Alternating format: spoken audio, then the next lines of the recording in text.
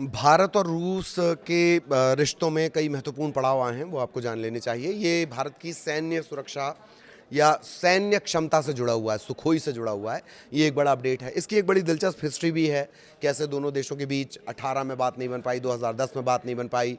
एक दौर वो भी था कि रूस के पास सैलरी देने के पैसे नहीं थे, तब भारत ने उससे सुखोई खरीद कर एक तरह से उसकी आर्थिक मदद की थी। अब क्या चाह रहे हैं पुतिन? क्या उन्होंने बड़ा बयान दिया? भारत की इकॉनमी को लेकर उन्होंने बड़ा बयान दिया है, इसको लेकर भी बातचीत करेंगे। इसी के अपडेट की आपको जानकारी देंगे। क्या खासियत है सुखोई की और क्यों वो भारतीय सेना की रीढ़ कहा जाता है, उस पर भी मोटा मोटी एक बात करेंगे। लेकिन सबसे पहले खबर की बात कर लेते हैं। पुतिन ने भारत को सुखोई 57 Su-57 का ऑफर दिया है। ये 5वीं पीढ़ी का 5th जनरेशन का सुखोई विमान है। और अमेरिका का भी इस दौरान उन्होंने जिक्र किया कि भारत पर दबाव बनाए रखना बेकार है, और भारत पर दबाव बनाना ही बेकार है। प्रधानमंत्री और भारत की उन्होंने तारीफ भी की है, भारतीय अर्थव्यवस्था की उन्होंने तारीफ की है। वो बयान भी आपको तो हम सुनवाने की कोशिश करेंगे, लेकिन खबर सबसे पहले जान लीजिए।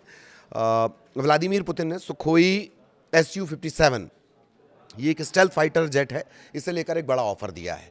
हालांकि पहले एक बात जान लीजिए कि ये बात सिर्फ आज की नहीं है।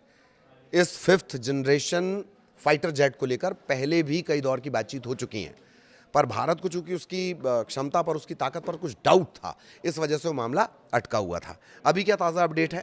रूस ये कह रहा है कि भारत के साथ मिलकर इस विमान का विकास और उत्पादन करने के लिए तैयार है, यानी डेवलपमेंट और प्रोडक्शन। रूस ज़रूरी रक्षा तकनीकें साझा करने के लिए भी तैयार हैं। देखिए, हथियार दो तरह से खरीदे जाते हैं, विदेशी तकनीक दो तरह से खरीदी जाती है, विदेशी उपकरण दो तरह से खरीदे जाते हैं। एक कि आपने हमको सामान दे दिया, जैसे मैंने ये कैमरा जिसके मार्फत हम बात कर रहे हैं, मुझे ये कैमरा मिल गया, लेकिन जब भी मुझे इस कैमरे को ठीक करने की ज़रूरत होगी तो मुझे जो मेरे कैमरा वाले सहयोगी हैं, मैं उनको बुलाऊंगा, वो आएंगे, वो ठीक करेंगे।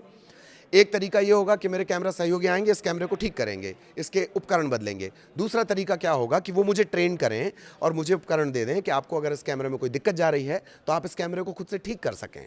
ये दो तरीके होते हैं। रूस के साथ हमारा दूसरा रिश्ता है। रूस हमें तकनीक ट्रांसफर कर देता है। ये हथियार है, ये कैसे काम करता है, अमेरिका वो ट्रांसफर नहीं करता है। वो कहता है जब जरूरत हो मुझे बुलाओ, ठीक। ये ऐसे धंधा चलता है। अब वापस अपनी खबर पर आते हैं। दरअसल ये Saint Petersburg International Economic Forum के दौरान अंतर्राष्ट्रीय मीडिया से बातचीत कर रहे थे पुतिन। उन्होंने भारत को अपना प्रोजेक्ट में साझेदार बनाने की पेशकश की है, और भारत की तरफ से साफ नहीं कहा गया। पुतिन ने क्या कुछ कहा वो जान लीजिए।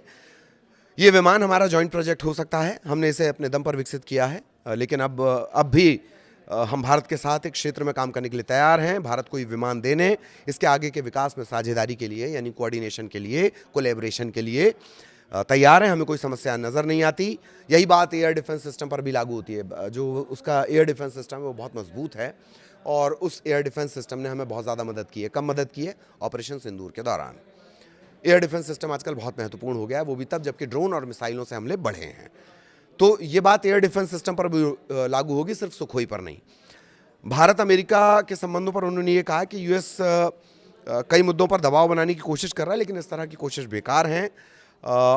Su-57 जो 5th जनरेशन का है सुखोई, उसके बारे में उन्होंने कहा कि 5वीं पीढ़ी का लड़ाकू विमान है। दुनिया के सबसे अच्छे फाइटर जेट्स में इसकी काउंटिंग होती है। स्टेल्थ क्षमता, उच्च गतिशीलता, एविएशन और मल्टी रोल कॉम्बैट। एक काम नहीं करेगा कि बस उड़ा के ले जाए, बम फेंक कर चला आए, और भी काम हो सकते हैं। हवा से हवा में मार करना, ज़मीन से हवा में मार करना, पानी से मार करना, ये सब कैटेगरी होती है ना अलग अलग। तो मल्टी रोल कॉम्बैट ये है। हवा, ज़मीन और समुद्र, इसको टारगेट करने में सक्षम है। कुछ ही 5वीं पीढ़ी के 5th जनरेशन के लड़ाकू विमान हैं, और उसमें Su-5 के साथ चीन का J-35 है, अमेरिका का F-35 है। वही 35 जिसे F-35 जिसे ईरान ने गिरा दिया था अभी कुछ दिनों पहले। ये मिडिल ईस्ट की जंग को लेकर हमने अपडेट बताया था आपको। 5वीं पीढ़ी का ये विमान है। 46 फीट से ज़्यादा इसका विंग स्पैन होता है, पंखे। 65 फीट से ज़्यादा इसकी लंबाई होती है। 15.1 फीट इसकी हाइट है। 2136 किलोमीटर प्रति घंटा की स्पीड है। 18,500 किलो का वजन है, और 10,000 किलो वेपन पेलोड है। 10,000 किलो तक के हथियार रख सकता है अपने पास। 2018 का इतिहास क्या है? 2018 में दरअसल सुखोई प्रोजेक्ट में शामिल होने का प्रस्ताव दिया गया था, लेकिन भारतीय वायुसेना का मानना है कि विमान उनकी ज़रूरतों को पूरा नहीं करता, तो तब भारत इसका साझेदार नहीं बना। रूस ने इस बार ये भी कहा है, उनके 5 पॉइंट्स मैं आपको बता देता हूँ, खामखा बड़ा हो जाएगा मामला। एक, भारत किसी के दबाव में नहीं चलता, ये बात बड़ी बात उन्होंने कही। भारत और रूस की दोस्ती बहुत मजबूत है, दोनों देशों के बीच दो रिश्ते हैं, स्वाभाविक हमारा मित्र वो कहा जाता है। दूसरे देशों के साथ रिश्तों से कोई दिक्कत नहीं रूस को, मतलब आप चाइना से कैसा है, पाकिस्तान से कैसा है, अमेरिका से कैसा है, उससे हमको कोई दिक्कत नहीं, भाई हमसे अच्छा होना चाहिए बस, ये बात। भारत की तरक्की की उन्होंने तारीफ़ की है, इकॉनमी की तारीफ़ की है, प्रधानमंत्री की तारीफ़ की है, सरकार और भविष्य पर उन्होंने पूरा भरोसा भी जताया है। ये मोटा मोटी बात हो गई। थोड़ा सा जो ये विमान है, 5वीं पीढ़ी का ये विमान है, इसके बारे में जान लीजिए कि 5वीं पीढ़ी का ये विमान है।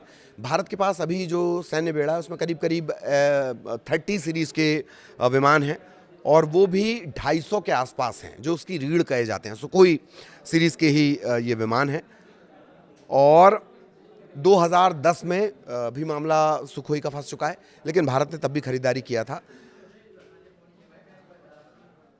इससे पहले भी ये प्रोग्राम बीच में अटक चुका है। अब ये अभी काम करेगा नहीं करेगा, ये थोड़ा सा पेचदार है मामला। एक बहुत दिलचस्प इतिहास ये भी है कि एक दौर था जब रूस महाशक्ति हुआ करता था, एक तरफ अमेरिका हुआ करता था, यूएसएसआर हुआ करता था, फिर यूएसएसआर का विघटन हो गया, रूस एक अलग देश बना।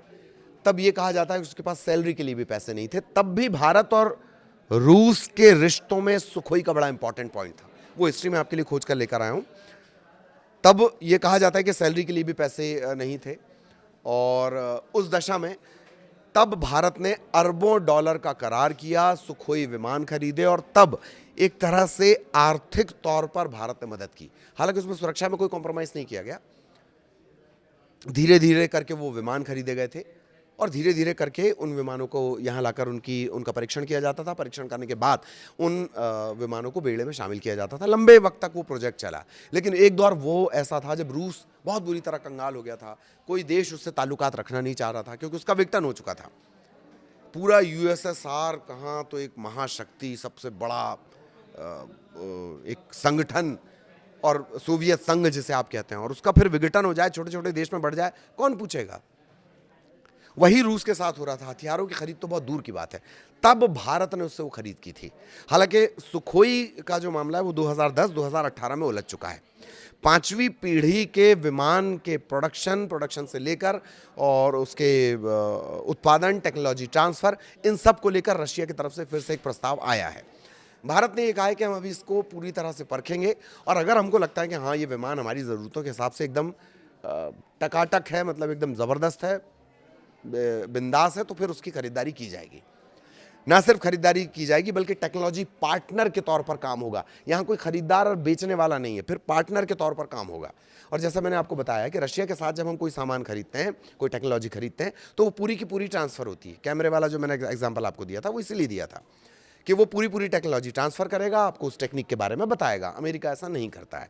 अब 5th जनरेशन के सुखोई को लेकर, 57 को लेकर क्या बातचीत होती है, भारत इस प्रस्ताव को कैसे लेता है, कैसे आकलन करता है, कैसे इसका आगे इसको लेकर क्या जवाब आता है, वो भी हम आप तक पहुंचाएंगे। नमस्कार।